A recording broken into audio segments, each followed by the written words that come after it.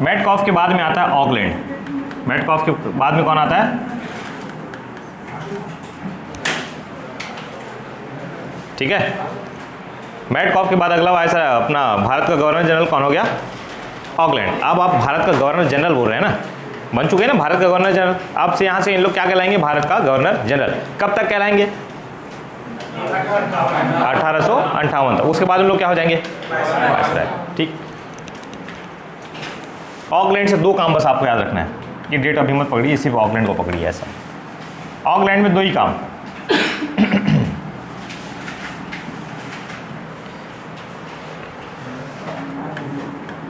प्रथम आंग्ल अफगान युद्ध। ठीक है, प्रथम आंग्ल अफगान युद्ध। अफगान क्षेत्र जो आप देखते हैं ना, आपका ये वाला बॉर्डर ऐसा,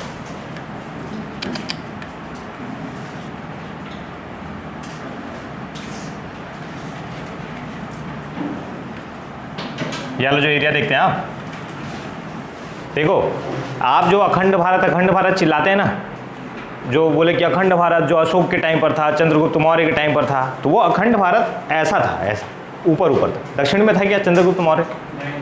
नहीं थे ना। और आप इसको क्या मानते हैं? अखंड भारत ऐसा मान के चलते हैं, जिसमें पाकिस्तान भी है, अफगानिस्तान भी है, म्यांमार भी है। लेकिन इनको जोड़ा कौन था आपके साथ? अंग्रेज जोड़ के गए थे, है ना। इनको जोड़ा कौन था? जो आप ऐसा जो भौगोलिक स्थिति देखते हैं, जो भौगोलिक नक्शा जिस पे आप प्राउड फील करते हैं, इनको लड़ के जीत के जोड़ा कौन है आपके हिस्से में? ये सब अंग्रेज जोड़े हैं। नहीं तो आप पहले कैसे थे? यहाँ पर सिख लोग हैं, यहाँ पर क्या है? राजपूत लोग हैं, यहाँ पर कौन है? मराठे हैं, है ना। हैदराबाद में कौन है? निजाम। तो आप इसको किस सेंस में अखंड भारत बोल सकते हैं? समझ में आ रहा है ना भाई? अखंड भारत की संकल्पना आई कहाँ से? जब इन लोग आपको जोड़ के एक तो भौगोलिक नक्शा दिखाए ना, तब आप इसको क्या बोले? ये क्या है? अपना भारत है। ठीक है, तो जितना क्षेत्र आप देखते हैं, जैसे अफगानिस्तान, सिंध, ये सब जो जगह हैं, अंग्रेज क्या किए हैं? आपके क्षेत्र में लाकर मिलाए हैं। जैसे बर्मा हो गया, नेपाल हो गया, सिक्किम हो गया, ये सब कुछ क्षेत्र को मिलाए हैं। नहीं तो अगर आप सिक्किम वालों के पास जाएंगे तो आपसे कहीं से भी मेल नहीं है उनका, है ना। ना कल्चर वाइज, ना आपके रहन सहन के हिसाब से कहीं से मेल नहीं है आपका, है ना। तो इसमें बहुत बड़ा श्रेय किनका है? मैं बोला ना, जो आप जो भारत का स्वरूप देखते हैं, किस कौन जिम्मेदार है उसके लिए? अंग्रेज। जैसे भी थे, लूटे खसोटे जैसा किए, और आपको जो एक करने का काम भी कौन किए? अंग्रेज किए। नहीं तो ये फिर आप पॉसिबल नहीं होता। ठीक तो प्रथम आंग्ल अफगान युद्ध और किसके टाइम पर हुआ है? ऑकलैंड। ऐसे याद रखना, ऑकलैंड के टाइम में अपन किसका लैंड रख लिए? अफगानिस्तान का, है ना। मिला लिए उसको अपने अंदर में। पर मिला लिए कहने का मतलब क्षेत्र हुआ और अपन क्या हुआ? जीत गए। ठीक, आंग्ल नेपाल युद्ध किसके टाइम में हुआ था? अब भी बताएं, आंग्ल नेपाल के टाइम कौन हो? हेस्टिंग। मैं बताया था ना, हिमाचल का कांगड़ा वाला जो एरिया अपन क्या करते हैं? अंदर कर लेते हैं, है ना। ठीक, क्या था? प्रथम आंग्ल अफगान युद्ध। ठीक, अफगान का लैंड अपन कौन लेके आ गए? ऑकलैंड। दूसरा काम इसके में, एक रोड का नाम सुने क्या? शेर शाह सूरी, है ना। उसका नाम बदल देता है, GT रोड कर देता है उसका नाम, मतलब जीर्णोद्धार करवाता है और नाम उसका क्या कर देता है? बदल देता है। ठीक है, जैसे इलाहाबाद क्या बन गया है? प्रयागराज, है ना। तो आपने इन्वेस्टमेंट किया, गवर्नमेंट है, उसको क्या बना दिया? प्रयागराज बना दिया। ठीक है, तो किसने किया है? शेर शाह सूरी को नाम बदलकर grand trunk road of land. ये देखो, लैंड वाला काम किया कौन है? ऑकलैंड। ये सबसे फेवरेट क्वेश्चन यही है कि शेर शाह सूरी रोड का नाम बदल के क्या कर दिया गया? GT road, grand trunk road. जीर्णोद्धार करवाएगा, चौड़ीकरण। पहले सिंगल लेन है, उसको क्या करवा दिया? Double lane. पेड़ पौधा लगवा दिया, धुर्रा मत उड़ा ऐसे करके, है ना। तो ये सारी चीज़ों के लिए तो ये काम किसका है? ऑकलैंड का। ठीक है,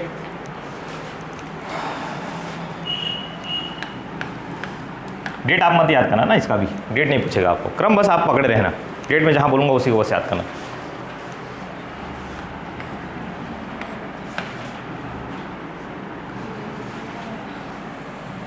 उसके बाद लॉर्ड एलिनबरो। एलिनबरो ऐसा लिखे हुआ मिलता है कभी कभी, या ऐसा भी मिलता है ना, लॉर्ड एलिनबरो। ठीक, चलिए तो फिर से आप लोग को वो किया जाए। Lord Wellesley. वेलेजली के बाद में कौन है? बार्लो, है ना। वेलेजली के बाद में कौन है? बार्लो। बार्लो के बाद में कौन है? Minto first. मिंटो फर्स्ट जैसी नाम आया 1909 अधिनियम और 1809, बस ये दोनों को पकड़ना आप।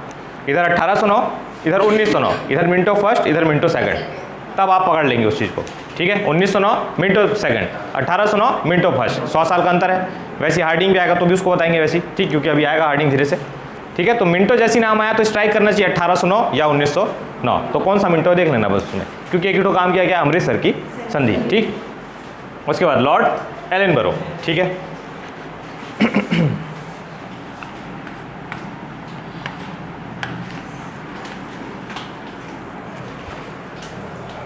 लॉर्ड एलनबरो, ये सिंध को मिलाता है आप में। किसको मिलाता है? सिंध को। किस में मिला देगा? भारत में। सिंध कहाँ पड़ता है? पाकिस्तान में पड़ता है आज मॉडर्न डे में। तो सिंध को कौन मिला दिया भारत में? एलनबरो। किसकी मदद से मिलके? नेपियर की मदद से। ठीक है, इससे पहले आप कौन सा क्षेत्र जीते हैं? अफगानिस्तान। इससे पहले आप कौन सा क्षेत्र जीते हैं? अफगानिस्तान, ये वाला एरिया थोड़ा सा। आप कौन सा आप क्षेत्र जीतने के लिए आ गए? सिंध क्षेत्र। ये सिंध क्षेत्र ये वाला है ना, वही क्या सिंध प्रांत है वो। पाकिस्तान के सबसे बड़े प्रांतों में से एक सिंध प्रांत, सबसे सिंचित प्रांतों में से एक सिंध प्रांत है ना। बैकबोन है किसकी? पाकिस्तान की। अगर आपको पाकिस्तान को बर्बाद होता हुआ देखना है या कभी मूड करेगा, प्रधानमंत्री बन जाओगे तब, तो ये सिंध प्रांत में बम गिरवा देना बस, भूख के मारे मर जाएंगे हम लोग। क्योंकि वहाँ उनकी क्या है, वो किचन है वो उनका, वहीं से खाना जाता है उनको। तो ऐसा जैसे आपको यूपी बर्बाद कर दें यहाँ पर, यूपी, पंजाब, बंगाल, लेकिन अपने पास इतना वो नहीं, अपने पास उपजाऊ जमीन विकट है ना, अपन झेल जाएंगे। तो सिंध को कौन मिलाया है? एलनबरो। ठीक, अब आप देख रहे हैं धीरे धीरे धीरे धीरे आपको भारत को स्वरूप दिया जा रहा है। एक भले क्षेत्र जीत रहे हैं, हार रहे हैं, कुछ नहीं, आप जो नक्शा देखते हैं भारत जिसमें आप गर्व करते हैं अखंड भारत बोल के, वो कौन बना रहे हैं? इन्हीं लोग बना रहे हैं, जीत जीत के मिलाते जा रहे हैं अपने अंदर में। ठीक है, सिंध को कौन मिलाता है? एलनबरो। किसकी मदद से? नेपियर की मदद से। ठीक है, उसके बाद दास प्रथा का अंत। दास प्रथा का अंत 1833 के एक्ट में मैं आप लोग को बताया था, दास प्रथा के अंत की बात की गई, लेकिन उस समय नहीं हो पाता है, कुछ समय लगता है। और एक होता कब है? 1843 में। दास प्रथा का अंत होता कब है? 1843 में। ठीक है,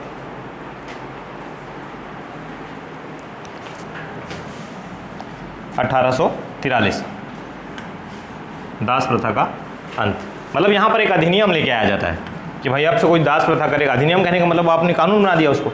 अब जैसे ही कोई आदमी उसको वायलेट करेगा तो उसको आप क्या देंगे? सजा देंगे, है ना। तो अधिनियम लेके आते हैं, कभी कभी धारा भी पूछ लेते हैं। तो धारा 15,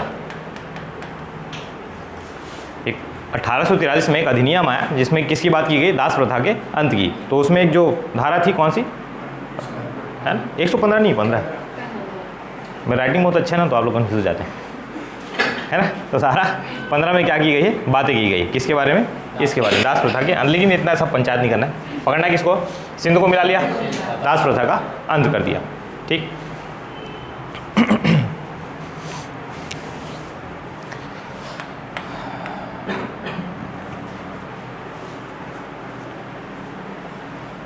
अब उसके बाद अगला कौन आ गया?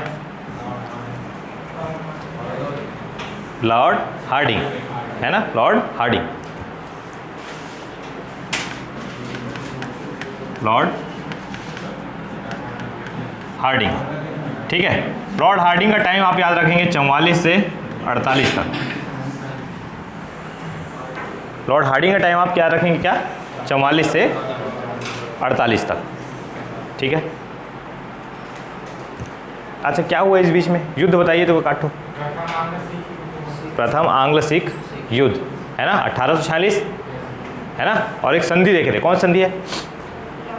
लाहौर की संधि, है ना, लाहौर की संधि। तो यहाँ पर लिख सकते हैं प्रथम आंग्ल सिख युद्ध। प्रथम आंग्ल सिख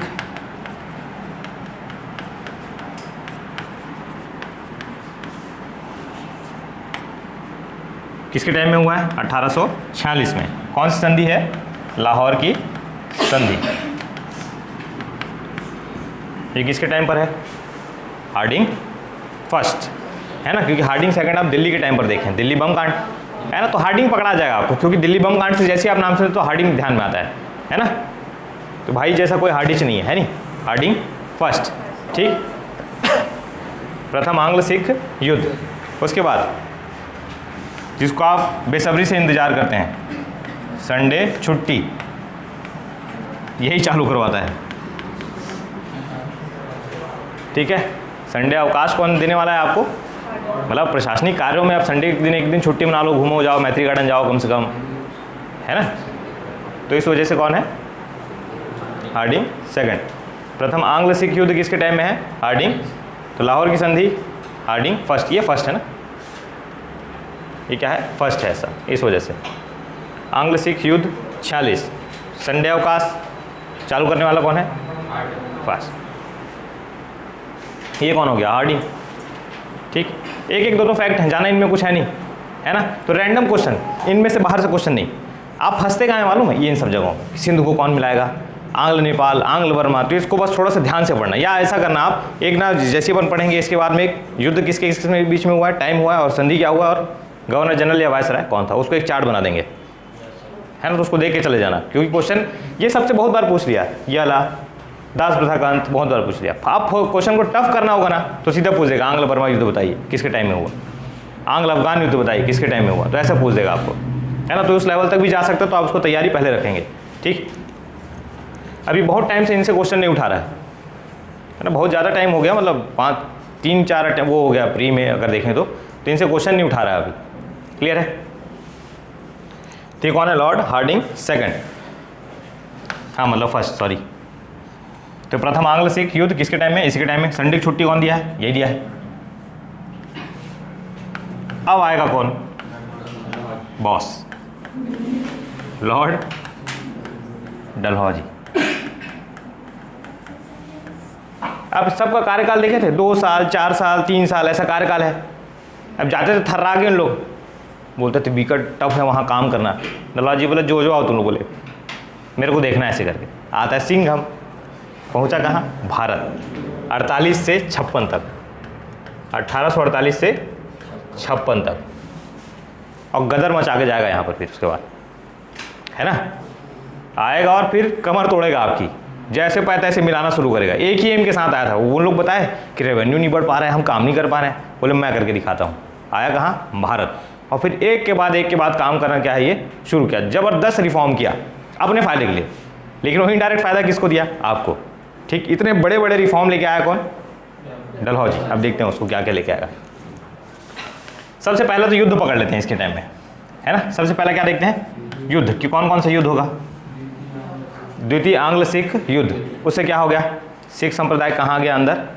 ईस्ट इंडिया कंपनी। आते ही उस चीज़ को करता है, जैसे ही पहुँचता है 48 में, आप 48 में तो युद्ध देखते हैं ना, द्वितीय आंग्ल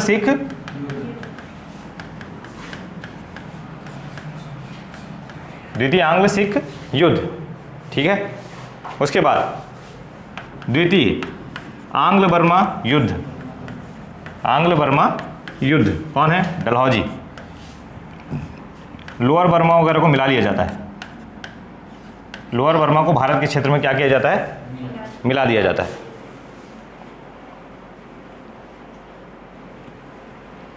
ठीक है, द्वितीय आंग्ल सिख युद्ध। यहाँ पर कोई संधि होगा क्या द्वितीय आंग्ल सिख में? मिल गया किस बात का संधि? मिल ही गया किस बात का संधि? जब अंदर आ गए तो ठीक है, ये क्या हो गया? अंदर। द्वितीय आंग्ल सिख युद्ध, इनमें से लोअर बर्मा को जो कुछ क्षेत्र रहते हैं उसको क्या है अपन कहाँ मिला लेते हैं? East India company. अच्छा, आप डलहौजी को सबसे ज़्यादा किस चीज़ के लिए जानते हैं? हड़प नीति के, है ना। डलहौजी का नाम आप क्यों सुनते हैं? हड़प नीति।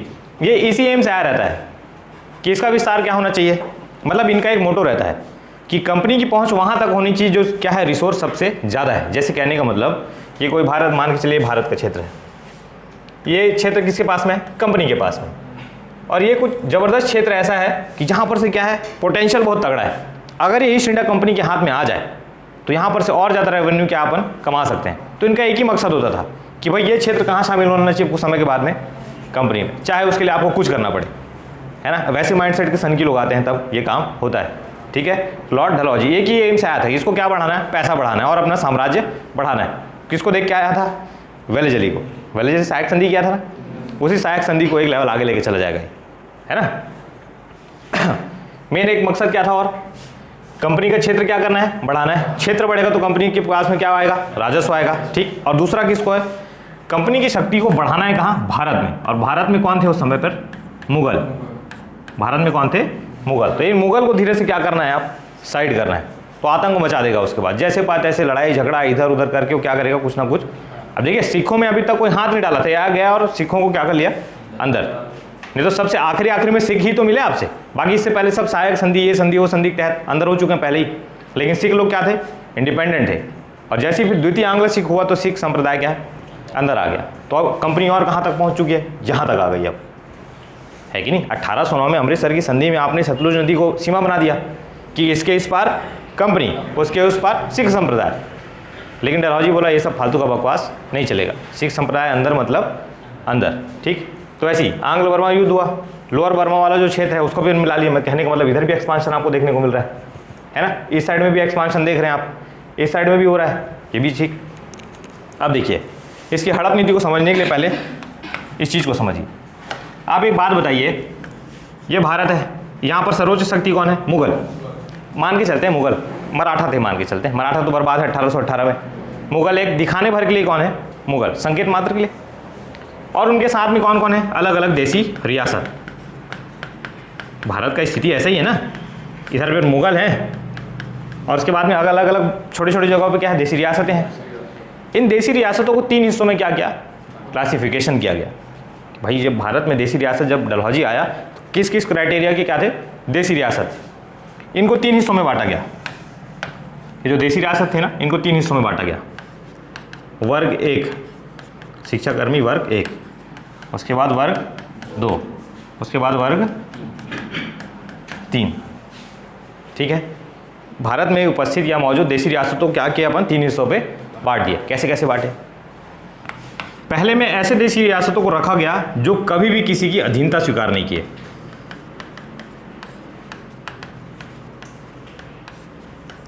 समझिए वाला लाइन, जो शुरुआत से अंत तक क्या रहे, स्वतंत्र है। ना कभी मराठों के अंदर पहुंचे, ना कभी उनको मुगल कुछ छेड़छाड़ कर पाए, हमेशा क्या रहे, स्वतंत्र। ना कभी मिल के काम किए, ना कुछ, ना आपको कभी टैक्स दिए, ना आप उनके क्षेत्र में घुस पाए। वैसे क्या है देसी रियासत। उनका कौन सा ग्रुप है, फर्स्ट ग्रुप, ठीक। मतलब जिनको तक आप पहुंच नहीं पाए, जिनका कुछ बाल वाका भी नहीं कर पाए आप, ठीक। जैसे कि फ्रांस, किसी भी देश की हिम्मत नहीं हुई जो फ्रांस को क्या कर सके, गुलाम बना सके। फ्रांस हमेशा से क्या रहा है, स्वतंत्र है। इसलिए आप फ्रांस से क्या लिए हैं, गणतंत्र लिए आप। जब आप इतिहास में पढ़ते हैं तो फ्रांस जब अलग अलग देशों से जब कुछ ना कुछ लिए ना, तो फ्रांस से आप क्या लिए हैं, गणतंत्र लिए हैं। जर्मनी विकट पिटाया है तो अपन आपातकाल लिए उससे कि मार खाने के बाद आपको कैसे बचना है, तो आपातकालीन स्थिति आप किससे ले लिए, जर्मनी से। तो ये क्वेश्चन पूछता है कि भारतीय संविधान में जो गणतंत्र है या स्वतंत्रता है किससे ली गई, फ्रांस से ली गई। तो फ्रांस कभी किसी का अधीन नहीं रहा। यूएस रहा है, यूएस मानता नहीं लेकिन रहा है ब्रिटेन के, ठीक। भारत भी रहा है, भारत तो बना के उन्हीं लोग दिए हैं, ठीक। उसके बाद ये पहला वर्ग क्या है, जो ऐसे देशी रियासत जो किसी के अधीन कभी भी नहीं रहे। दूसरे, जो मुगल या मराठा के क्या हैं, अंदर आ चुके हैं। जो पहले किसके में थे, मुगल या मराठा में, आप किस में आ चुके हैं, कंपनी में, है ना। क्योंकि मुगल और मराठा कहाँ शामिल हो चुके हैं, खुद कंपनी में आ गए हैं। ऐसे देशी रियासत जो पहले क्या थे, मुगल या मराठा के अंदर शामिल हो चुके थे, है ना। और सहायक संधि और ये सारी युद्ध करके अपन कंपनी और मराठा और मुगलों को क्या कर चुके हैं, कंपनी के अंदर शामिल कर चुके हैं। तो इनडायरेक्ट ये रियासत भी तो कंपनी के अंदर शामिल हो गए ना। समझिए इस बात को, हाँ बोलते कि नहीं बोलते, नहीं समझ में आया चलिए देखिए, सुप्रीम पावर कौन है, मुगल और मराठा। अब ईस्ट इंडिया कंपनी को साइड रखिए, है ना। अब ईस्ट इंडिया कंपनी को क्या करिए, साइड रखिए। मुगलों और मराठों का हमेशा क्या रहा है, रियासतों से पंगा रहा है। हमेशा दूसरे की टेरिटरी छीनना चाहे ना लोग, धीरे धीरे कब्जा करते करते पहुंच गए। मैं आप लोगों को बताया था कि भाई मराठों का क्या था, कटक से अटक तक। तो कहीं ना कहीं कटक का जो रियासत था किसको टैक्स देता था, मराठों को। तो कहीं ना कहीं इनके अधीन है कि नहीं है। भाई आप किसी को पैसा कब दोगे, जब उसकी अधीनता आप क्या करेंगे, स्वीकार करेंगे, ठीक। आप अधीन हो गए। अब एक टाइम ऐसा आया कि ये क्या हो गए, इसके अधीन आ गए। पहले ये जो देशी रियासत थे, कटक वाला, ये किसके अंदर था, मराठे के अंदर। अब मराठा ही किसके अंदर आ चुका है, ईस्ट इंडिया कंपनी के अंदर। तो ये डायरेक्ट किसके अंदर आ गया, ये ईस्ट इंडिया कंपनी। अरे सिलोजिज्म पढ़ते हैं, ए बी और ये है नहीं, ये कटक, ये मराठा, ये ईस्ट इंडिया कंपनी। क्लियर है। देशी रियासत किसके अंदर थे, मराठे, और मराठे किसके अंदर आ गए, कंपनी। अरे आपका छत्तीसगढ़, रघुजी तृतीय, है ना, कंपनी कहाँ पहुँच गई, छत्तीसगढ़ तक। डायरेक्ट कभी कंपनी आई क्या? नहीं आई छत्तीसगढ़ में, लेकिन आप उस केस से थे नागपुर के, तो डायरेक्ट कहाँ घुस गए आप? अंग्रेजों के यहाँ चले गए। ठीक, ये वाला पॉइंट। तो वर्ग 2 में ऐसे लोगों को रखा गया क्या, जो पहले कभी ना कभी किसके अधीन रह चुके हैं? मुगल या मराठा के अधीन, और अब किसके अधीन आ चुके हैं? East India company. कहने का मतलब अधीन, कहने का मतलब पैसा दे रहे हैं, टैक्स दे रहे हैं, कुछ ना कुछ दे रहे हैं। ठीक।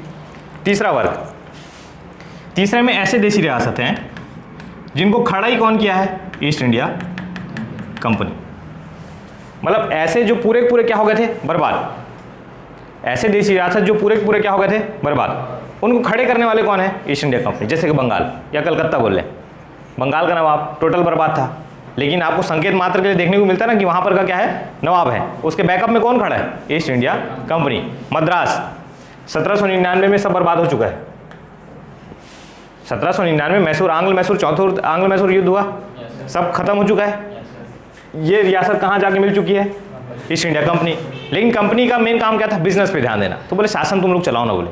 तो ये रियासत किसके अधीन पर है? ईस्ट इंडिया कंपनी, जिनके डायरेक्ट कंट्रोल पर है, या इनको खड़े करने वाले कौन है? East India company. समझ गए इस पॉइंट को? तो 3 हिस्सों में अपन रियासतों को कैसे बांटे? पहले जो कभी भी क्या है? अधीनता स्वीकार नहीं किया किसी, पावरफुल जो रहे। ठीक। उसके बाद दूसरे कौन? जो मुगल और मराठा के अधीन थे, अब किसके अधीन आ गए हैं? ईस्ट इंडिया कंपनी के। और तीसरे वैसे जो इनको खड़ा ही करने वाला कौन है? East India company. अब देखिए पूरा बवाल था क्या। ये आपने रियासतों को बांट लिया, अब आपको कमज़ोर तो करना था। अब तो आप सब चीज़ को जीत चुके हैं, बाहर की शक्तियों से भी जीत गए, जो यूरोपीय शक्तियाँ थी सब बाहर है।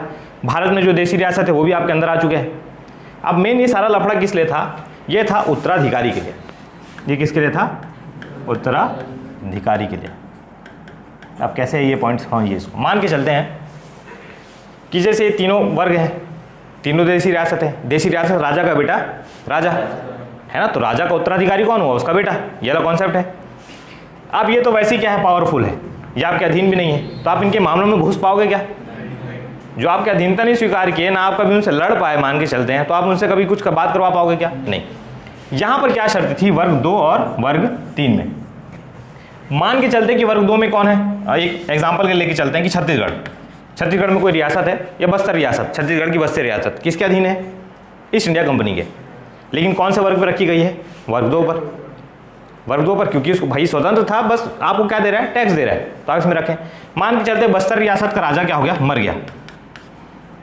बस्तर रियासत का राजा मर गया। अब इसके पास बेटा नहीं था, है ना, लड़का नहीं हो पाया, पुत्र प्राप्ति के लिए गया, इधर उधर मंदिर उधर नहीं मिला। तो अभी सोचेगा कि मैं अपना उत्तराधिकारी क्या करूँ? एक बच्चा क्या ले लेता हूँ? गोद ले लेता हूँ, है ना। अपन क्या ले लेते हैं? एक दत्तक पुत्र कर लेते हैं। तो ये राजा सोचेगा कि क्या करने, अपन पहले दत्तक पुत्र रख लेते हैं। तो कंपनी का ये पॉलिसी था कि अगर आपको दत्तक पुत्र रखना है तो आप किससे पूछेंगे? कंपनी से। अगर आपके पास आपका बच्चा नहीं हुआ, लड़का नहीं हुआ आपके पास में, राजकुमार नहीं आया, अगर आपकी मंशा है कि आप किसको दत्तक पुत्र बनाना चाहते हैं, किसी को भी, तो आप पहले किससे परमिशन लेंगे? कंपनी से। कौन से वर्ग वाले? वर्ग 2 वाले। ठीक। और एक वर्ग 3 वाले, इनको खड़े करने वाले कौन है? कंपनी। बोले तुम लोग को उत्तराधिकार और नौटंकी करने की जरूरत ही नहीं, मरा मतलब साइड, दूसरा रखेंगे अपन, बोले तेरे जगह। समझ में आ रहा है? तो ये मेन बवाल किस चीज़ का था? उत्तराधिकारी के लिए। वर्ग 2 और वर्ग 3। वर्ग 1 वाला आपसे पूछने आएगा क्या? पावरफुल आदमी क्यों पूछेगा किसी से, है ना। इंडिया में वर्ग 1 किसी थे कुछ बड़े बड़े रियासत थे जो जहाँ तक नहीं छिड़ पाए। जैसे कि एक टाइम तक सिख रियासत था, एक टाइम तक क्या था? सिख रियासत। इसमें देखो ना, सबसे लास्ट में सिख रियासत को समझ सकते हैं आप, उस वर्ग में था वो, क्योंकि 1848 में युद्ध करके आपने मिला लिया उसको। लेकिन उससे पहले तक किस वर्ग में था वो? वर्ग 1 में था। बड़े बड़े रियासत हो, तो कभी आपने टैक्स दिए ना कुछ दिए, तो आप उसको रख सकते हैं उसमें। ठीक। बंगाल और मद्रास को आप वर्ग 3 में रख सकते हैं, और बस्तर वाले रियासत को आप वर्ग 2 में डाल दीजिए। मतलब बाकी लोग, वही मैं बात बता रहा हूँ। तो इन लोग क्या है? वर्ग 2 में, जो आपको क्या देते हैं? टैक्स देते हैं। आप रूल करने नहीं जाते, वहाँ से आप क्या ले लेते हैं? बस चुपचाप टैक्स ले लेते हैं। ठीक। तो ये क्या है? पूरा उत्तराधिकारी का बवाल। अब ये उत्तराधिकारी वाला बवाल, इसको पूछा गया कि आप ऐसा करते क्यों? तो बोले हमारा नियम थोड़ी है, ये तो आपके धर्म में आपके राजा महाराजा लोग भी चलाते हैं। पहले जब राजा महाराजाओं का रूल चलता था, तो उसमें ऐसा है कि जैसे कोई भी राजा है और राजा की प्रजा है, अब प्रजा का लड़का नहीं हो रहा है, मतलब प्रजा पूरे प्रजा का नहीं, एक आजन का नहीं हो रहा है, तो वो बेचारा चाहता है कि मैं क्या कर लूँ, लोग लड़का कर लें, हम लोग एक चलते हैं एक ठो और गोद लेके आ जाएंगे।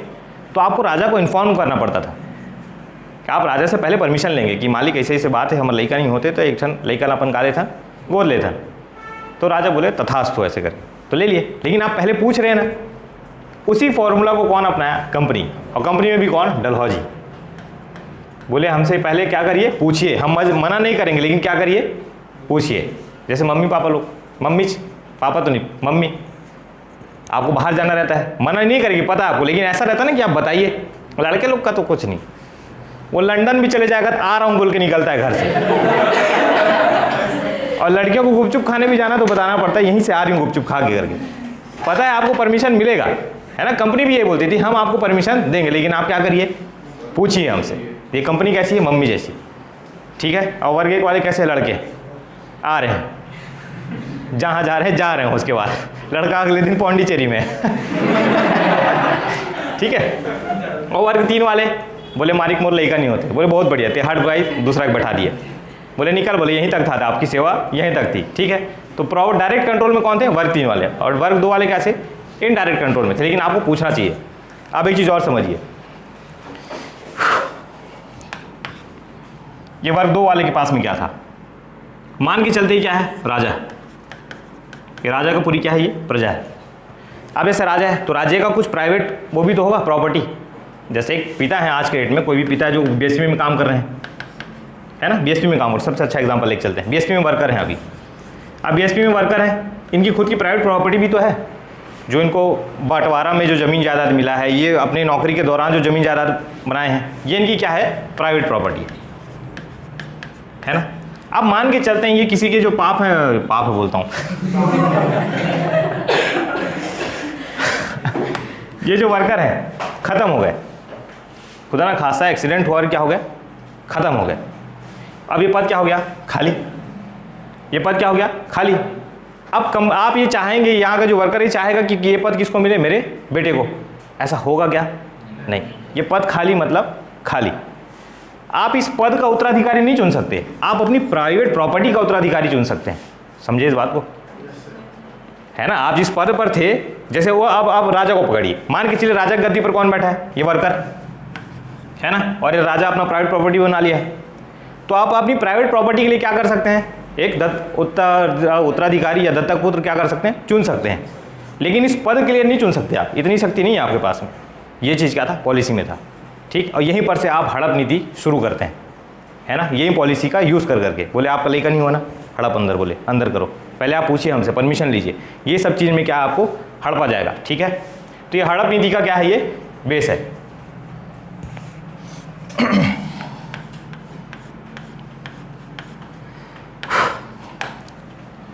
तो डलहौजी की आप क्या देख रहे हैं? हड़प नीति। अब रियासत समझ में आ गया ना आप, है कि नहीं? अब आपको रियासत समझ में आ चुका है, बस आपको रियासत याद रखना है कि भाई डलहौजी शुरुआत कैसे करेगा, कौन से रियासतों से हड़पना शुरू करेगा। अब देखिए, सबसे पहला सतारा, सतारा के बाद जैतपुर, सतारा के बाद में जैतपुर, जैतपुर के साथ में संभलपुर, संभलपुर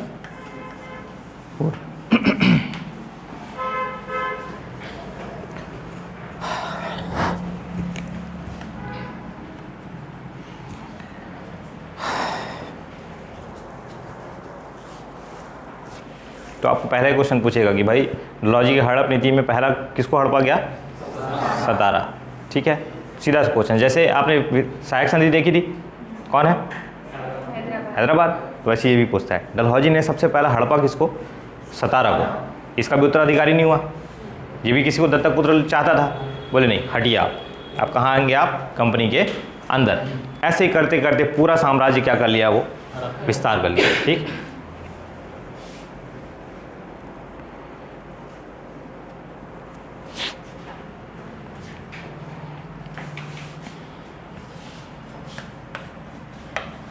इसी में क्रम में है, देखिए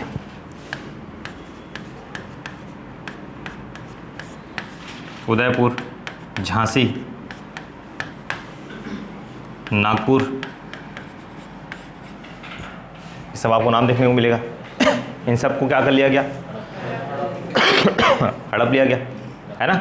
यहाँ पर भी जब तक लोग थे तब तक थे, इसके बाद अगर आपका नहीं हुआ बच्चा तो क्या है, आप अंदर, जैसे झांसी, यही तो बवाल हुआ ना फिर, झांसी की रानी है ना, गंगाधर लेकर नहीं हुआ, झांसी की रानी चाहती थी क्या हो, ले ले अपन अडॉप्ट कर ले, है ना, कौन मना कर दिया, डलहौजी, बोले ये सब नौटंकी नहीं चलेगा। झांसी किसके अंदर में आ गया, क्योंकि झांसी पहले था मराठों के अंदर, अब पूरे पूरे मराठा खुद समा गए हैं इसमें, है ना, पूरे के पूरे मराठा क्या हो चुके हैं, खुद समा चुके हैं इसमें। तो मराठा संबंधित क्षेत्र कौन सा, झांसी, झांसी को भी क्या होना था, अंदर आना था, ठीक है।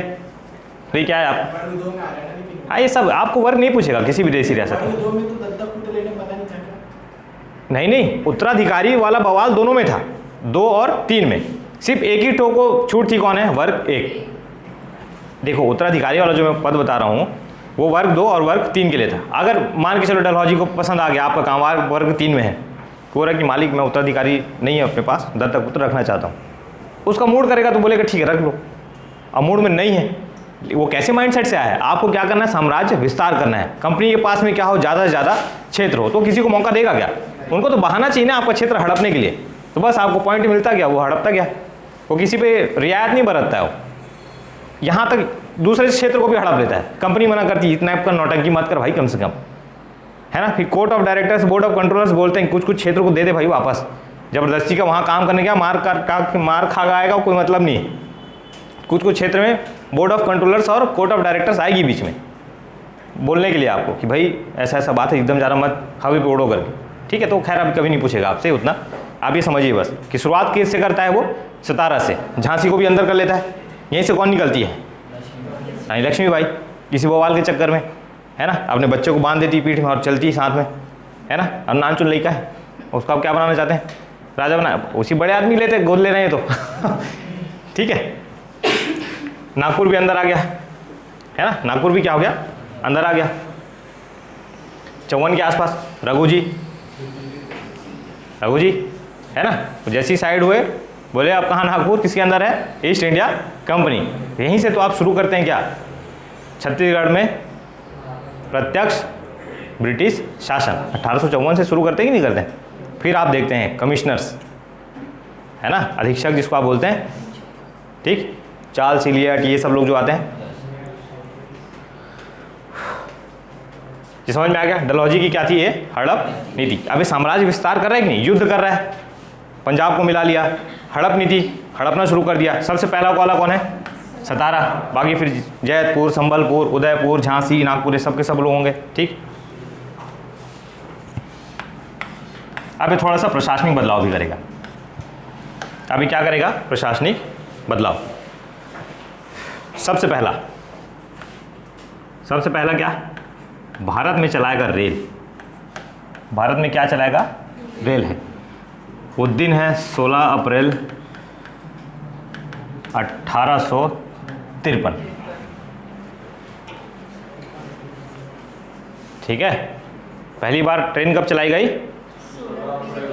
ये पैसेंजर ट्रेन थी, इसलिए आप पढ़ते हैं इसको, है ना। इससे पहले भी चला चुका था इंडस्ट्री वगैरह में, मतलब खदान उदान में, लेकिन पहली बार किसी पैसेंजर को बैठा के उतने दूर तक छोड़ देना ये पहला था, अब इसलिए ऐसा इसको पढ़ते हैं, है ना।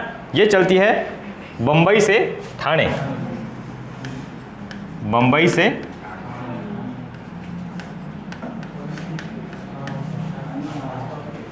ठीक है,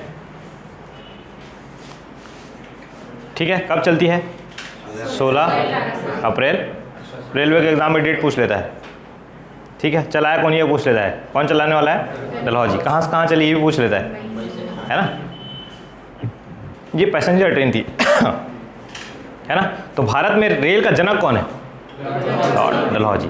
अच्छा ये रेल बना क्यों रहा था भाई, आपको क्या इतना दिलदारी आ गया कि आपको रेल बना के दे रहा है, ये कारण क्या था, मारने पीटने में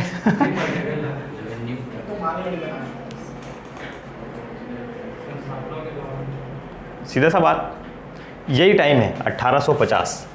एक टाइम क्या है, 1850 ब्रिटेन में आती औद्योगिक क्रांति, है ना, इंडस्ट्रियलाइजेशन जिसको आप बोलते हैं बड़े पैमाने में, जिसकी ज़रूरत है अभी भारत को, है ना। भारत अभी तक यही नहीं अपना पाया, बस जो औद्योगिक क्रांति की बात जो करते हैं ना, वहीं पर भारत अभी क्या है, पीछे है। जैसी एक औद्योगिक क्रांति भारत में आपको देखने को मिलेगी ना, फिर आप बूम देखिएगा अभी भी, है ना। उसके बाद फिर नौकरियाँ ही नौकरियाँ, उसके बाद ऐसा नहीं कि सरकारी नौकरियाँ, प्राइवेट सेक्टर्स में भी एक से एक नौकरी आपको देखने को मिलेगी, लेकिन ये क्या थोड़ा सा भी सेक्टर कमज़ोर है।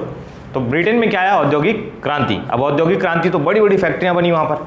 अब बड़ी बड़ी फैक्ट्रियों को क्या चाहिए, कच्चा माल, है ना। आपको दवाई भी बनाना है, जैसे फार्मास्यूटिकल कंपनी इंडिया की लीड करती है, पूरे वर्ल्ड में लीड करती है, कोई नहीं है टक्कर में आसपास में, है ना। इतनी बड़ी बड़ी जाइंट कंपनियाँ हैं भारत में, जैसे कौन कौन है, ये बड़ी बड़ी जो कंपनी है सब के सब, वो एमिको प्रोडक्ट बनाती है, वो फार्मास्यूटिकल प्रोडक्ट्स बनाती है ना। दवाइयों में आते फिर इंटास फार्मास्यूटिकल, GM फार्मास्यूटिकल, अलग अलग जो कंपनियाँ हैं, है ना। इन लोग को क्या चाहिए, रॉ मटेरियल। ये लोग कहाँ से मंगाते हैं, चाइना से, है ना। ये लोग कहाँ से मंगाते हैं, चाइना से। API बोलते हैं जिसको। ये बेस होता है किसी का भी, जैसे चाय बनाना है, चाय बनाने के लिए बेस क्या है, चाय पत्ती, है कि नहीं। तो भाई दवाई बनाने के लिए क्या बेस होता है, API, एक्टिव फार्मास्यूटिकल इंग्रेडिएंट बोलते हैं। और इसमें मोनोपोली किसकी है, चाइना की। आप चाइना से पहले मंगाते हैं तो पैरासीटामॉल फिर बनाते हैं, और उसके बाद पूरे देश भर में, विश्व में क्या करते हैं, बेचते हैं। तो आप भी किस पर डिपेंडेंट है, चाइना पर। तो वैसे जब औद्योगिक क्रांति आई तो उन लोग किस पर डिपेंडेंट थे, भारत पे। और भारत पे कौन बैठी है, ईस्ट इंडिया कंपनी। इनको क्या चाहिए था, पैसा चाहिए था, है ना। तो ये क्या बनाया आपके लिए, रेल बनाए। पूरे भारत को इधर से उधर क्या कर दिए इन लोग, जोड़ दिए। लगातार जाल पे जाल क्या किए इन लोग, बिछाए। किसके लिए, रॉ मटेरियल के लिए। चाहे आप लोहा बोलें, कोयला बोलिए, है ना, लकड़ियाँ बोलिए, जो भी संसाधन आप नेचुरल रिसोर्स में गिन पाएंगे, उनका सबका दोहन कौन किए, ईस्ट इंडिया कंपनी। और इसका श्रेय आप किसको देते हैं, लॉर्ड डलहौजी को। और वो भी दिमाग वाला था, देखो कैसे किया। अब इसको तो समझिए थोड़ा।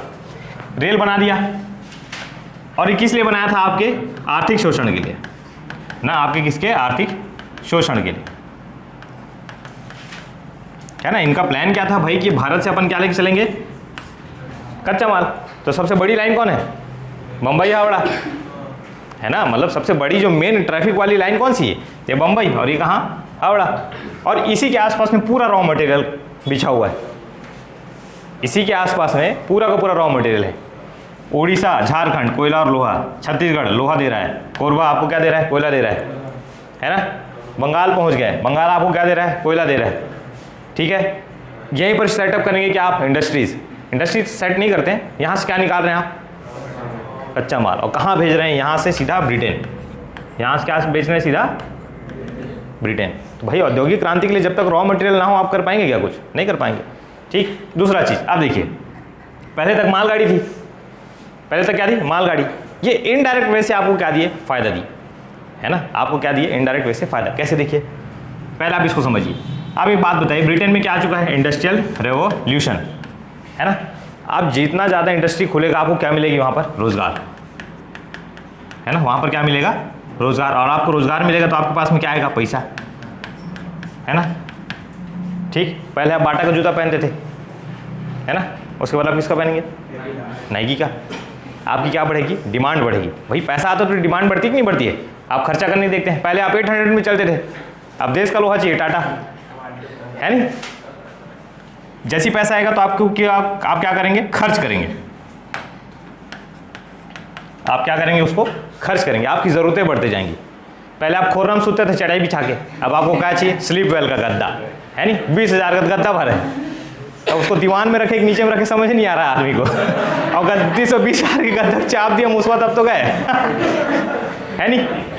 तो आप क्या, आप देखिए, अब आप खर्च करेंगे तो किसी ना किसी ऑब्जेक्ट पे खर्च करेंगे। आपको किस चीज़ की ज़रूरत पड़ेगी, वस्तुओं की। इसको आप क्या बोलते हैं, फाइनल गुड। उसको आप क्या बोलते हैं, फाइनल गुड्स। एक बात बताओ, भारत में है क्या फाइनल गुड, है। नाइकी का जूता कहाँ बन रहा है, चाइना में नहीं बन रहा है। नाइकी कहाँ कंपनी है, अमेरिका की। कहने का मतलब मैं एक बेसिक बात कर रहा हूँ, ऐसा नहीं कि अपन उसके चेन में फंस जाएं। जैसे आईफोन भी वहाँ मैंने वैसा नहीं मैं बोल रहा हूँ। कहाँ कंपनी है वो, यूएस की है। यूएस को पता चल गया कि अब यहाँ के लोगों के पास में क्या आ गया है, पैसा आ गया है। अब यहाँ लोग क्या चाहते हैं, जूता चाहते हैं, नाइकी का जूता। अब यूएस की कंपनी कहाँ गई, आपके भारत में। तो आप क्या हो गए, ब्रिटेन से बना हुआ माल कहाँ डंप करने लग गए आप, भारत में। क्योंकि इंडस्ट्रियल रेवोल्यूशन जब आया तो हर प्रोडक्ट कहाँ बन रहा था, ब्रिटेन में, और डंप कहाँ हो रहा था, भारत में। तो आप ही के पैसे से अमीर कौन हो गया, ब्रिटेन। आपको नोच नोच के अमीर कौन हो गया, आप कमाते थे उसी कंपनी से, खर्चा करते थे उसी कंपनी पे, आपको पैसा कहाँ चला गया, ये था ब्रिटेन। अब देखिए, रेल कंपनी अपने पैसे से नहीं बनाई, उसमें भी दिमाग देखिए किसका, डलहौजी का। दिमाग देखिए किसका, डलहौजी का। कंपनी के पास तो वैसे पैसा नहीं था, मतलब थोड़ा बहुत था, लेकिन इतना बड़ा नहीं था कि पूरा रेल का नेटवर्क बिछा दिया आपके पास। यहाँ पर क्या होता है देखिए, डलहौजी बोलेगा ठीक है मैं आपको रॉ मटेरियल दूंगा, है ना, आपको रॉ मटेरियल चाहिए ना आपके इंडस्ट्री के लिए, बोले मैं दूंगा, लेकिन आपको मुझे क्या देना पड़ेगा, पैसा। वही इन्वेस्ट करिए मेरे ऊपर, मेरे पास पैसा नहीं है, मुझे गाड़ी लेने के लिए आप क्या दे दीजिए, इन्वेस्ट करिए मेरे ऊपर।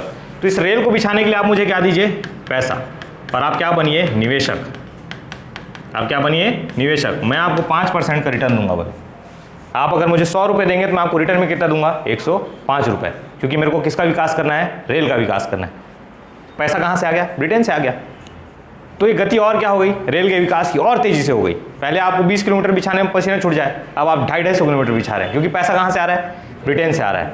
वहाँ के लोग भी इंटरेस्ट दिखाया, बोले ज़बरदस्त चीज़ है, 100 रुपये दो, 105 मिल रहा है बैठे बैठे, मरन दो ना, उसको क्या करना है बोले। और बिल्कुल लिखित में बोलता था डलहौजी कि आप मुझे क्या दें, पैसा, और 5% आप क्या ले लीजिए, ब्याज ले लीजिए, आपको दूंगा। तो निवेशक भी मिल गया आपको, है ना। तो आप कंपनी का पैसा अपनी जगह पर है, आप निवेशकों के पैसे से आप भारत में क्या खड़ा कर दिए, रेल खड़ा कर दिए। और ये क्या था, उनको रॉ मटेरियल मिल रहा था, वहाँ से पूंजीपति एक वर्ग खड़ा होगा, पूंजीपतियों का, है ना। ब्रिटेन में भी एक वर्ग नया खड़ा होगा, क्या, पूंजीपतियों का, जिनके पास में बिकट पैसा रहेगा। वो अपने पैसे को फिर कहाँ इन्वेस्ट करेंगे, भारत में। अब फिर किसका ज़्यादा विकास करेंगे आप, रेल का विकास करेंगे, है ना। तो ये सब क्या है, प्रक्रिया, ये चरण तरीके से आप चलते हैं।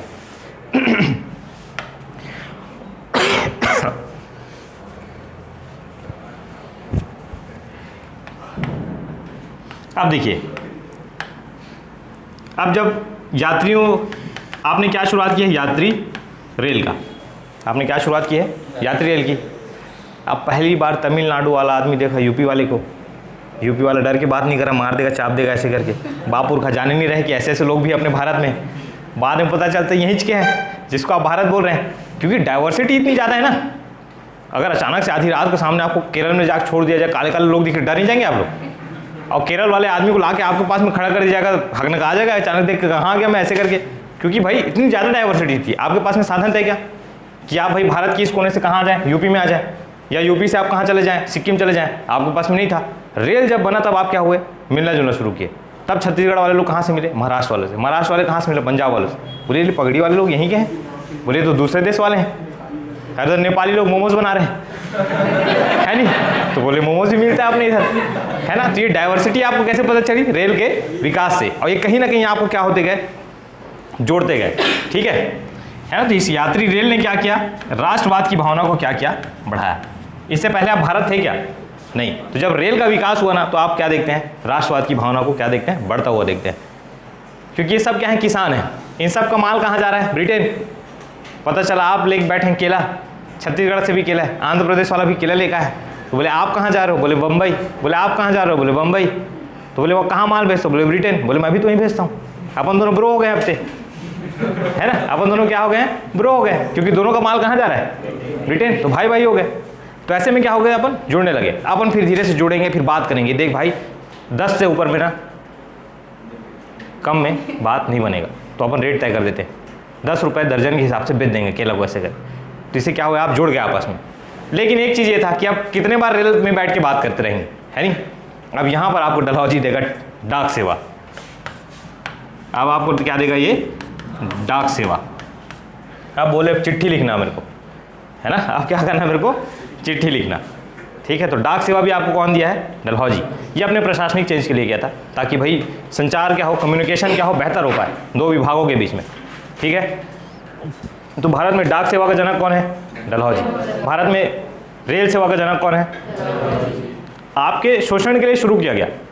कई के लोग आप जब सुनेंगे ना, तो कई के लोग बोलते हैं कि डलहौजी, भारत अगर ब्रिटिशर्स नहीं होते तो भारत इतना नहीं हो पाता। तो इनडायरेक्ट वे से फ़ायदा आपको हुआ ना, देर सवेरी। इन्होंने अपने शोषण के लिए बनाया, लेकिन जाने अनजाने इन्होंने क्या दे दिया, एक राष्ट्रवाद की भावना को क्या दे दिया, हवा दे दिया। और फिर वो आगे चल के इतना ज़बरदस्त लहर उठाएगा। इसी रेल में भर भर के जाते थे अपन मारने के लिए, है नहीं। इसी रेल की पटरियों को उखाड़ देते थे, ठीक। तो डाक सेवा का जनक कौन है, डलहौजी, 1853, ठीक। तो डाक सेवा का जनक कौन, डलहौजी। उसके बाद यात्री रेल सेवा का जनक कौन है, डलहौजी।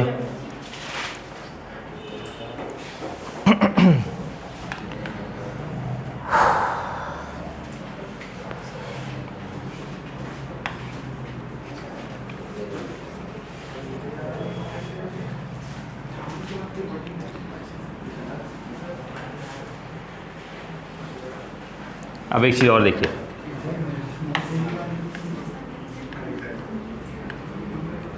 अब एक शिक्षा आयोग बनाता है। ये क्या बनाता है? शिक्षा आयोग, चार्ल्स वुड की अध्यक्षता में। चार्ल्स वुड की क्या अध्यक्षता में क्या बनाता है? शिक्षा आयोग। ये बोला कि अब एक रिफॉर्म की ज़रूरत है अपने को, क्योंकि देखो अभी इसका भी एक कारण था। ब्रिटेन में क्या आया है? औद्योगिक क्रांति। औद्योगिक क्रांति में किसकी ज़रूरत पड़ती है? लेबर। औद्योगिक क्रांति में किसकी ज़रूरत पड़ती है? लेबर। अपने वाले क्या जानते थे? माखूर बनाना है, उसी भर को खाना है। स्किल था क्या आपके पास? नहीं था, कुछ नहीं था आपके पास। जो भर थे, खुदवा लो खेत को तो खोद देंगे नीचे तक जाके, हैं। लेकिन अगर स्किल की बात आ गई तो नहीं जानते हैं। वही स्किल कहाँ सिखाएंगे? यहाँ सिखाएंगे। शिक्षा एक आयोग बनाया, बोले कि पढ़ाओ इनको, एक 10वीं 12वीं 11वीं तक पढ़ाओ, भेजो कहाँ? ब्रिटेन। तो यहाँ से आप क्या तैयार कर रहे थे? Labour work. और कहाँ भेज रहे थे उनको? ब्रिटेन। तो कहीं ना कहीं एक रोजगार का साधन दे रहे थे ना आप, चाहे जो भी कारण हो। शुरुआत तो की ना, आपको लेबर चाहिए। सबसे अच्छा एग्जांपल, आज के डेट में आईटी कंपनियां क्यों भारत आना चाहती है? सस्ता है लेबर यहाँ पर, है ना, सस्ता है लेबर यहाँ पर। एक दिन का कोई खर्च नहीं है। यहाँ के अपन जब पैकेज में सुनते हैं, वही अगर यूएस के आदमी को रखेगा, वो 8 घंटे ज़्यादा 1 मिनट काम ना करे, बंद कर देगा वो।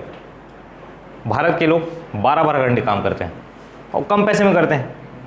वहाँ का आदमी $100 लेगा, हैं, तो यहाँ का आदमी $50 में कर देगा उसी काम को। तो कंपनी का $50 तो बचा। तो बोले मरन दो यूएस वाले को, कहाँ आएंगे अपन? भारत आएंगे। और ये 8 घंटे की जगह 10 घंटा काम करके देता है, तो 2 घंटा एक्स्ट्रा भी लेंगे आप उससे। तो आपको ये लेबर क्लास चाहिए, और ये लेबर क्लास कहाँ है? आपके भारत में। तो इसलिए हर आईटी कंपनी कहाँ आना चाहती है? भारत आना चाहती है। इसलिए ज़बरदस्त रिक्रूटमेंट देती है। तो अगर आपको कहीं सुनने को मिलता है ना 50 लाख का पैकेज है किसी आदमी का, तो उससे काम भी वैसा ले लेगी कंपनी, और उस पर भी वो कंपनी बचा ही रही है। और वहीं पे यूएस का आदमी रहेगा, और 9 बजे आएगा, लैपटॉप खोलेगा, 8 बजे बंद कर देगा। काम हो चाहे मत हो, वहाँ काम मतलब काम, घंटा मतलब घंटा, ऐसा एक्स्ट्रा काम नहीं करते। अपने वाले तो मेहनती होते हैं, ठीक। तो शिक्षा आयोग बना, किसकी अध्यक्षता में? चार्ल्स वुड की अध्यक्षता में। ये बोला कि अब देखिए, अब ऐसे बात नहीं बनेगा, अब बात करना है रिफॉर्म की, है ना। ये बोला क्या कि अब स्त्रियों को भी क्या दी जाए? शिक्षा दी जाए, ठीक। सरकारी हाथों में ही बस नहीं होना चाहिए शिक्षा का केंद्र, इसको क्या किया जाए? प्राइवेट किया जाए, है ना। पहला चीज़ क्या बोला ये? महिलाओं को भी क्या मिले? शिक्षा। दूसरा चीज़ क्या बोला ये? कि इसी स्कूल जो है ना, ये सिर्फ प्राइवेट हाथों में ना रहे, अभी कहाँ जाए?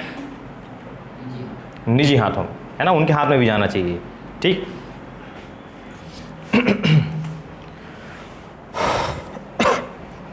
उसके बाद जैसे कि अब आप एकदम इंग्लिश पढ़ाने लग जाएंगे किसी को भी, मान के चलिए घर एकदम गांव बेचारा लड़का है, उसको जाके आप इंग्लिश में बात कर रहे हैं, वो काला जानी गाड़ी देख भाग जाइए। एकदम गांव का लड़का ठेठ छत्तीसगढ़िया गोठिया थे, और सामने जाके इंग्लिश में बकबेते हैं तो बकीच अलग भाषा में बकी, लेकिन बकी। ये बोला कि भाई जो आरंभिक शिक्षा है ना, वो जो प्राथमिक शिक्षा है उसको किस भाषा में दी जाए? स्थानीय भाषा में। किस भाषा में दी जाए? स्थानीय भाषा में दी जाए, है ना। आप ये चीज़ अभी तक लागू नहीं करवा पाए। हाँ, ये कॉन्सेप्ट कब का है? 1850 का है। आज भी आप इसमें स्ट्रगल कर रहे हैं कि आप जो प्रारंभिक शिक्षा किस भाषा में दे पाएँ? स्थानीय भाषा में। छत्तीसगढ़िया भाषा में कौन सा आरंभिक शिक्षा है? नहीं है। ABCD पढ़ा रहे हैं हिंदी में, इंग्लिश में, मतलब इंग्लिश में ABCD पढ़ा रहे हैं, लेकिन पढ़ाने का तरीका क्या है? हिंदी है। पढ़ाने का तरीका क्या है? हिंदी। आप स्थानीय भाषा में पढ़ा पाए क्या? नहीं पढ़ा पाए। वो तो हिंदी बोले तो स्थानीय भाषा, लेकिन धीरे धीरे अभी भी कल्चर को क्या है आपको अडॉप्ट करना है। तो ये कौन बात किया था? चार्ल्स वुड, है ना। तो उसकी अध्यक्षता में क्या बना? एक शिक्षा आयोग, है ना। और फिर एक रिपोर्ट देगा ये, है ना। इन रिपोर्ट में सारे क्या थे? प्रावधान थे। इस रिपोर्ट को कहा जाता है वुड डिस्पैच। इसको क्या बोला जाता है? वुड डिस्पैच, ठीक है। इसी को शिक्षा का मैग्ना कार्टा बोला जाता है। अबूल चूल परिवर्तन देखने को मिला इसके बाद शिक्षा क्षेत्र में। भैया प्राइवेट प्लेयर्स को आने तो दीजिए, आप काम देखना फिर उसके बाद। जैसे ट्रेन में, रेलवे में अभी गवर्नमेंट सर्विस है ना।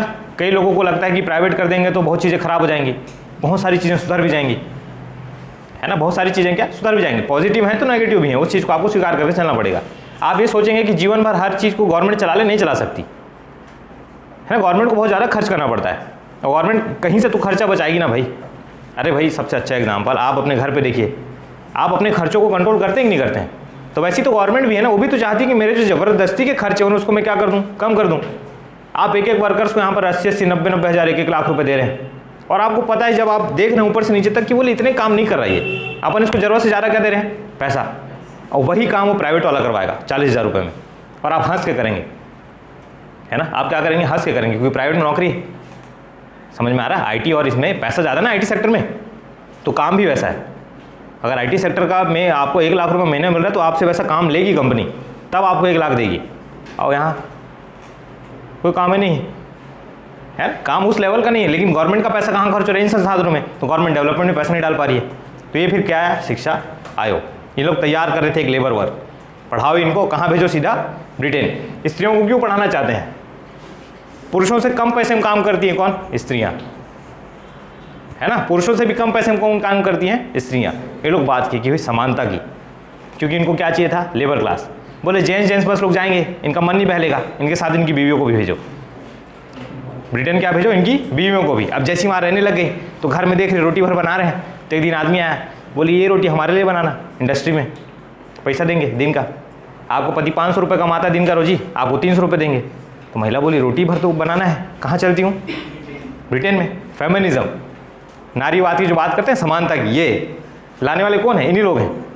आपको जो काम करने के लिए पुश करने वाले कौन है, इन लोग हैं, है ना। आज भी भारत की लगभग 50% महिलाएं कहाँ बैठी, घर में। हम लोग गर्व से बोलते हैं हमारी मम्मी क्या है, हाउस वाइफ। लेकिन आप सोच रहे हैं उनका अगर इकोनॉमी में हिस्सा होता, कुछ काम करती हो, तो आज आपकी इकोनॉमी डबल नहीं होती।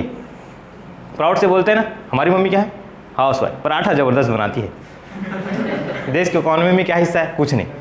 तो वहाँ पर बूस्ट किया गया क्या, कि महिलाओं को भी क्या दिया जाए, काम दिया जाए, क्योंकि सस्ते में काम करती थी और पंक्चुअल होती है काम करने पे, है ना। तो इस वजह से महिलाओं को क्या दिया गया, शिक्षा दिया गया, और फिर बूस्ट कर दिया फेमिनिज्म, नारीवाद जिसको आप बोलते हैं आज की डेट में। तो ये भी लाने वाले कौन है,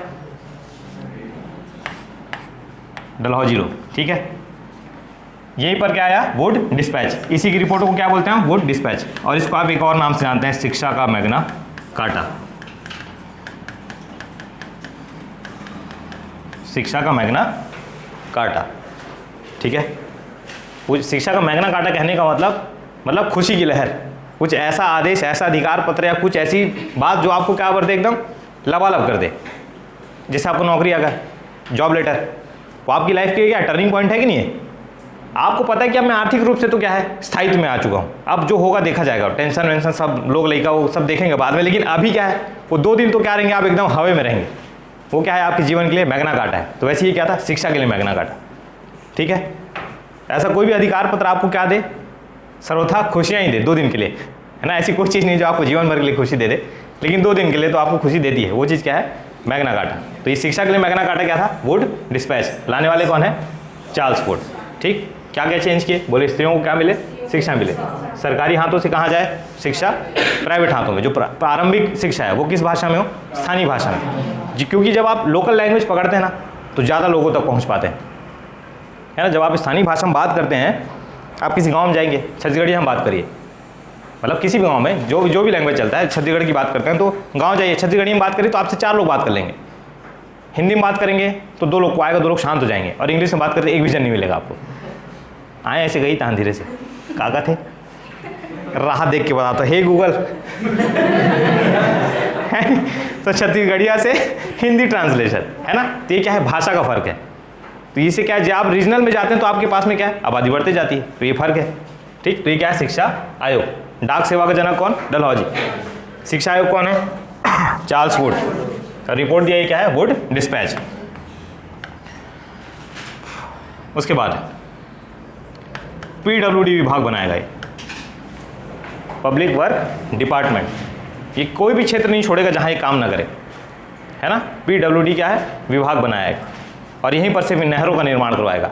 क्योंकि 2 आपकी नदियाँ कौन थी, गंगा नदी, बड़ी बड़ी नदियाँ, सतलुज नदी भाई, लेकिन एक सीमित है ना इनका, तो इनके लिए क्या बनाएगा, नहरें निकलवाएगा, है ना। भाई PWD विभाग का काम क्या होता है, शासकीय काम करना, है ना।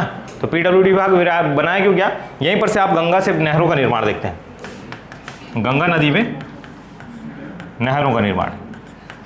पंजाब के क्षेत्र में भी नहर बनाई जाती है ना। PWD विभाग सीधा पूछेगा कि भाई लोक निर्माण विभाग की स्थापना किस गवर्नर जनरल ने की, कौन है, डलहौजी। बस इतना, ये आपके समझाने के लिए बस, ठीक। उसके बाद ये देखो, शिक्षा से संबंधित है ना, तो पब्लिक एजुकेशन डिपार्टमेंट, है ना, शिक्षा विभाग बना दिया एक ठो। ठीक है, अब शिक्षा क्षेत्र में काम करना है तो क्या बना दिया, एक शिक्षा विभाग बना दिया। ठीक, उसके बाद देखिए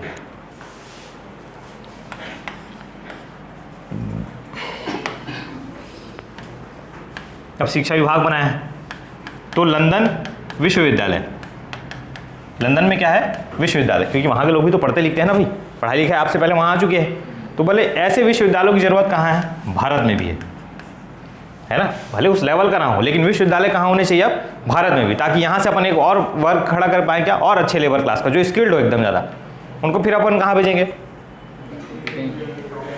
आप लोग एक चीज़ देखना, जो बाहर की जो देश है ना, आपके टैलेंट का बहुत कदर करती है। अगर आप में टैलेंट है, आप बोल दें कि मेरे को घूमने जाना है अमेरिका, नहीं आने देंगे आपको अमेरिका वाले। आप बोल दो कि मैं गंजे के सर में बाल लगा दूंगा, आप बोल दिए कि मेरे पास एक ऐसा नुस्खा है कि मैं गंजे के सर पे हाथ रखता हूँ, क्या आ जाता है, बाल आ जाता है। बोले आइए स्वागत है आप, और करके दिखा दो उसी के सामने, एम्बेसी में दिखा दो, ऐसा रख के बाल आ गया उसके में, तुरंत कहाँ, अमेरिका, परमानेंट रेजिडेंट। टैलेंट की कदर है वहाँ पर, पैसा देते भी बेहद, क्योंकि वो क्या चाहते हैं, ज़बरदस्त टैलेंट कहाँ से निकले, क्योंकि वो आपकी इकॉनमी को बढ़ाता है। वो लोग क्या करा लेंगे, पेटेंट करा लेंगे आपके आइडिया को, और फिर जो भी भारत या पूरे विश्व में जो उसको इस्तेमाल करेगा उसका पैसा कहाँ जाएगा, अमेरिका में जाएगा या ब्रिटेन में जाएगा। तो हमेशा स्किल्ड लेबर की ज़रूरत किसको रहती है, विकासशील देशों या विकसित देशों को हमेशा स्किल्ड लेबर मांगते हैं उन लोग।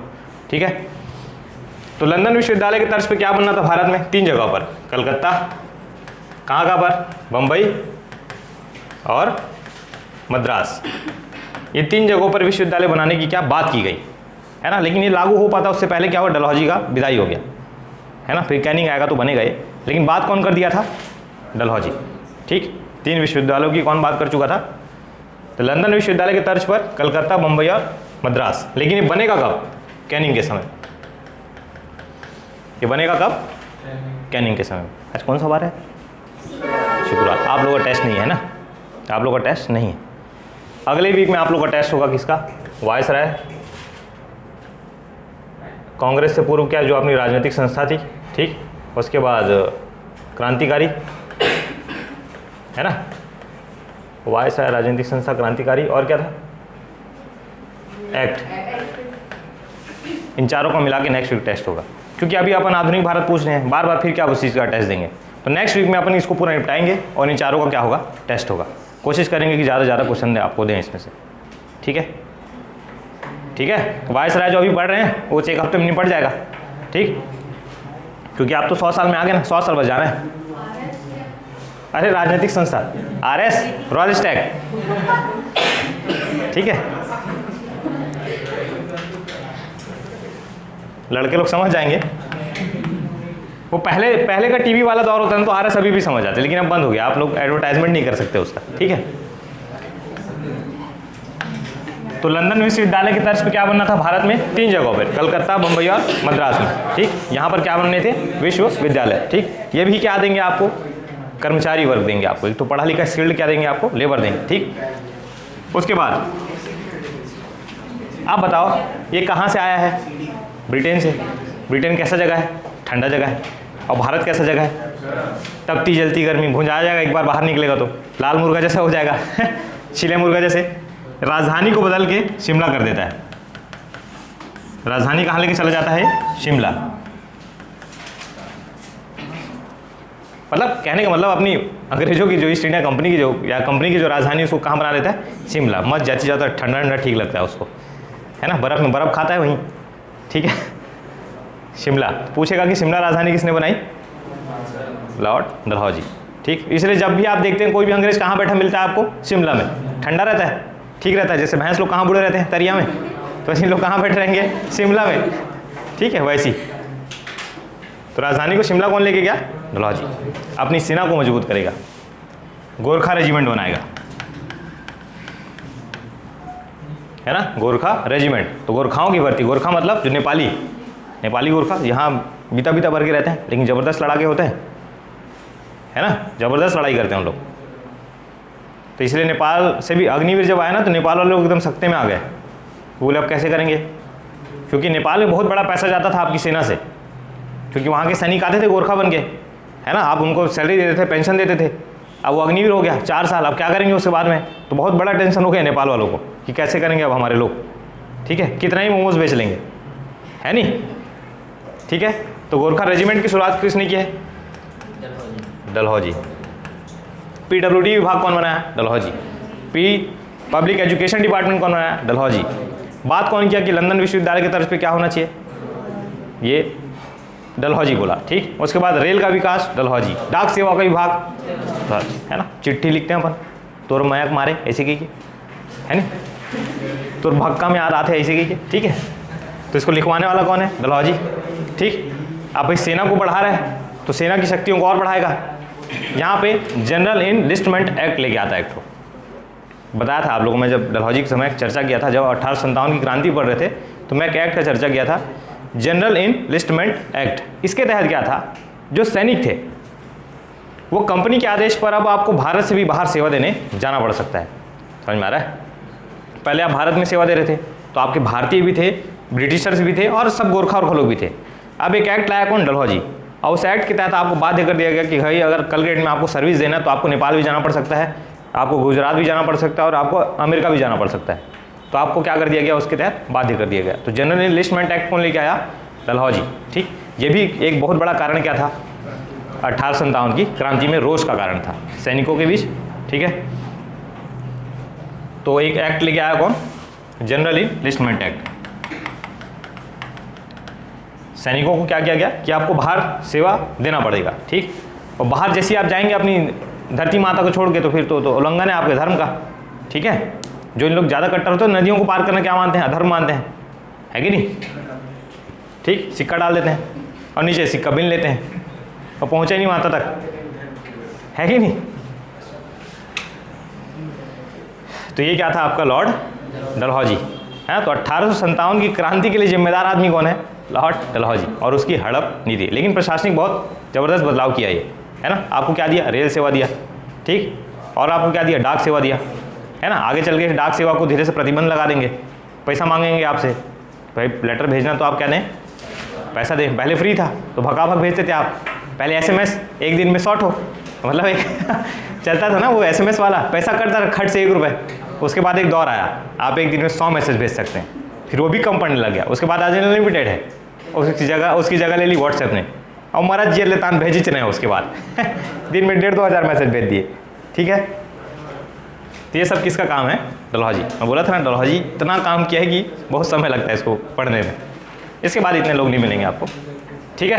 तो क्या है 1854 से 56 तक, सॉरी 48 से 56 तक। और जैसे ही ये जाएगा क्या हो जाएगा? बवाल, है ना, क्रांति। अच्छा एक लास्ट में एक और है, विधवा पुनर्विवाह अधिनियम। इसके समय पर मसौदा तैयार होता है, पास नहीं होता है ना। ये होने ही वाला रहता है कि डलहौजी का कार्यकाल क्या हो जाता है? समाप्त हो जाता है। और कैनिंग जैसी आता है तो फिर इसको क्या करता है? वो पारित करता है, ठीक है। तो विधवा पुनर्विवाह अधिनियम 1856 ही पढ़ते हैं आप उसको, है ना। तो मसौदा तैयार हो जाता है बट ये लागू नहीं हो पाता है, ठीक है। और कौन है करने वाले इसको? ईश्वरचंद विद्यासागर, है ना। जिस सती प्रथा में आप किसका नाम सुनते हैं? इसमें आप किसका नाम सुनेंगे? ईश्वरचंद विद्यासागर, ठीक। तो ये आपका क्या था? डलहौजी। इसके बाद में क्या होगा? 1857 की क्रांति, ठीक है।